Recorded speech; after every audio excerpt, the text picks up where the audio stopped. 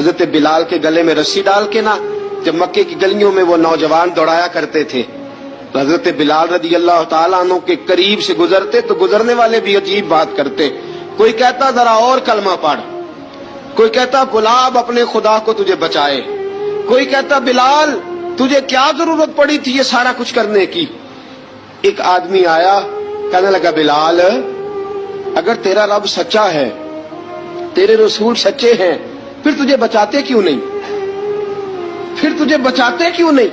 جب تو اتنا مخلص مومن ہے اور اتنا تیرے اندر خلوص پایا جاتا ہے تو وہ آتے کیوں نہیں تیرے دفاع کے لیے؟ وہ تیرے لیے ڈھال کیوں نہیں بنتے؟ حضرت بلال حبشی کا جواب بڑا زبردست تھا.